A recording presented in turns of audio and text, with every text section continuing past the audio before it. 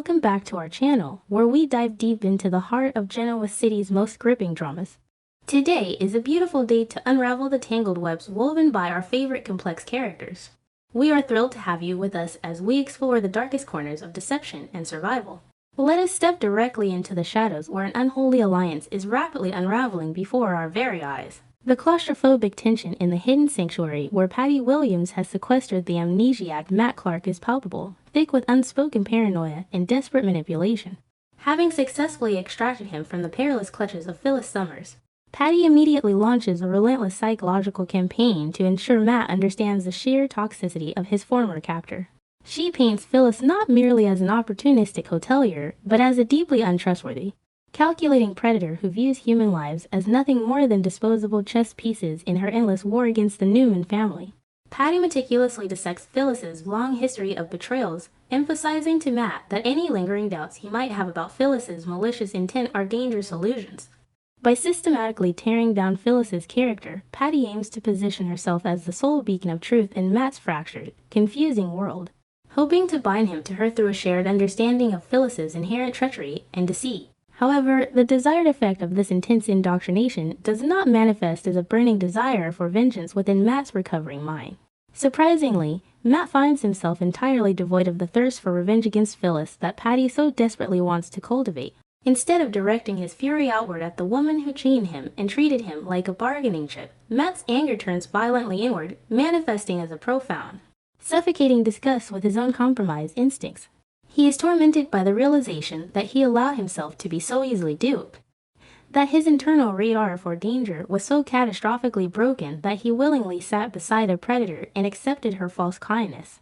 This internal conflict ravages him. He is a man who historically prided himself on his lethal cunning and survival skills, yet he finds himself reduced to a gullible pawn.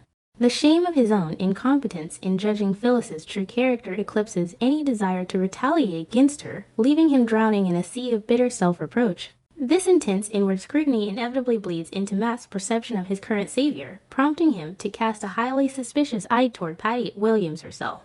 As his cognitive functions slowly stitch themselves back together, the glaring logical inconsistencies in Patty's behavior become impossible to ignore.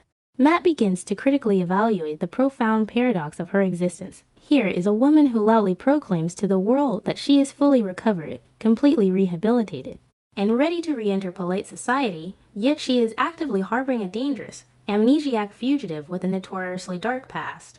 He questions the fundamental authenticity of her so-called recovery, wondering why a truly healed individual would willingly entangle herself with a degenerate outcast unless she possessed her own deeply hidden, sinister ulterior motives. The more Patty tries to present herself as a selfless guardian angel, the more Matt's resurrected survival instincts scream that she is fundamentally unstable and entirely untrustworthy. Sensing the growing distance and the chilling skepticism radiating from Matt, Patty pivots her strategy, desperately attempting to exploit the undeniable societal parallels between them. She leans heavily into the narrative of the misunderstood outcast, weaving a tragic, romanticized tale of two broken souls who have been universally rejected, vilified, and cast aside by the self-righteous elites of Genoa City. Patty passionately argues that their shared status as societal pariahs forms an unbreakable, sacred bond, insisting that they are the only two people in the world who can truly comprehend the agony of trying to reform in a town that refuses to grant forgiveness. She frames their alliance not as a criminal conspiracy, but as a beautiful, tragic partnership of survival against a cruel, judgmental world.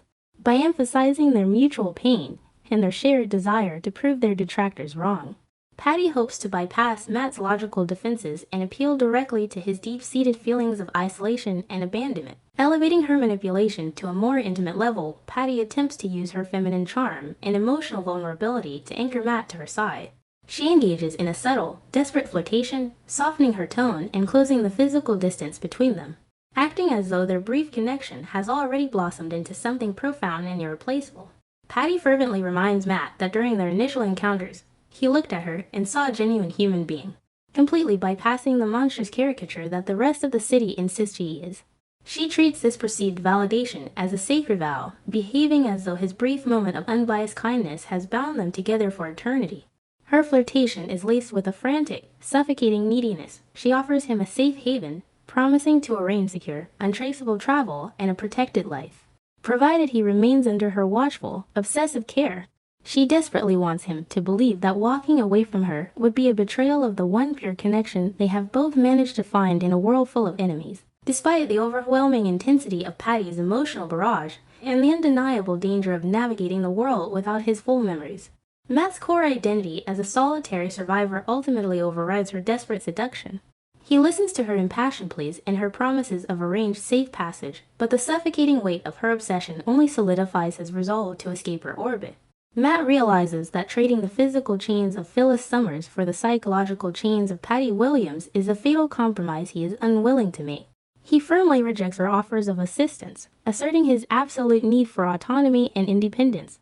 Matt concludes that his only viable path forward is to leave Genoa City entirely on his own terms, relying solely on his own fractured but awakening instincts rather than trusting a woman whose mental stability is clearly hanging by a thread. He makes it unequivocally clear that he operates alone, severing the fragile, imaginary bond Patty has so meticulously tried to construct. The physical act of Matt walking away serves as a catastrophic trigger for Patty's fragile psyche. As he gathers his meager belongings and turns his back on her, the atmosphere in the room shifts from desperate intimacy to absolute, freezing hostility. Matt's departure is not just a rejection of her logistical help. In Patty's distorted reality, it is a profound, unforgivable rejection of her soul, her love, and her desperate bid for redemption. He walks out the door, stepping into the unknown shadow of the city, leaving behind a woman whose entire sense of self-worth had temporarily been pinned on being his savior. The silence that follows the click of the closing door is deafening, echoing the profound emptiness and the terrifying instability that constantly threatens to consume Patty's mind. In that singular moment of abandonment, the compassionate, misunderstood outcast vanishes, immediately replaced by the vindictive, calculating orchestrator of chaos that the Abbott and Newman families have long feared. The sting of Matt's rejection rapidly metastasizes into a burning, uncontrollable fury within Patty. She is deeply annoyed, profoundly insulted, and utterly consumed by the need to demonstrate the catastrophic consequences of underestimating her power. In Patty's twisted worldview, no one is allowed to walk away from her benevolence without paying a severe, life-altering price. She decides instantaneously that Matt must be taught a brutal lesson about loyalty and the dangers of spurning her protection. If he believes he is safe for navigating the treacherous waters of Genoa City alone, she is determined to show him just how quickly those waters can become infested with predators. The transition from a nurturing, albeit obsessive, allied to a ruthless, vengeful enemy happens in the blink of an eye, highlighting the terrifying unpredictability of Patty's mental state and her absolute refusal to accept rejection gracefully. Driven by this sudden, vindictive clarity, Patty reaches for her phone to initiate a betrayal of monumental proportions. She bypasses the local authorities and dials the direct line of the most dangerous predator in the corporate jungle, Victor Newman. When the imposing patriarch answers, Patty's voice is devoid of the frantic desperation she exhibited with Matt. Instead, it is chillingly calm and laced with a twisted, triumphant amusement. She casually mentions that she has heard whispers of his desperate, exhaustive manhunt for a man named Matt Clark. With calculated precision, she dangles the ultimate prize before Victor, heavily implying that she holds the exact coordinates of the man who has terrorized his family. This phone call is a masterclass in manipulation, a deadly chess move designed to simultaneously punish Matt for his insolence and insert herself directly into the center of the Newman family's most volatile and dangerous crisis. However, Patty's decision to contact Victor Newman is not born out of any genuine desire to assist the Newman patriarch. In fact, she harbors a deep, venomous hatred for Victor and actively wishes to see him thwarted, humiliated, and ultimately defeated in his quest for vengeance. Her recent, brief alliance with Victor, where she was handsomely paid to orchestrate the scandalous drugging of Jack Abbott on the yacht, was never about loyalty to the Newman empire. That partnership was merely a transactional stepping stone, a twisted mechanism designed solely to force her way back into the orbit of her ultimate, enduring obsession, Jack Abbott.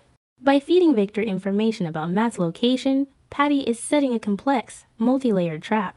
She aims to ignite a chaotic collision between Victor and Matt, hoping the resulting explosion will distract her enemies, create widespread devastation, and somehow clear a path for her to reclaim Jack's heart amidst the ashes of their ruined lives. As an observer of this unfolding tragedy, it is impossible not to feel a profound, aching sorrow when witnessing the relentless, self-destructive cycle of Patty Williams. There is a deeply tragic element to her character. A woman so starved for genuine affection and so fundamentally broken by her past traumas that she consistently annihilates any chance she has at peace.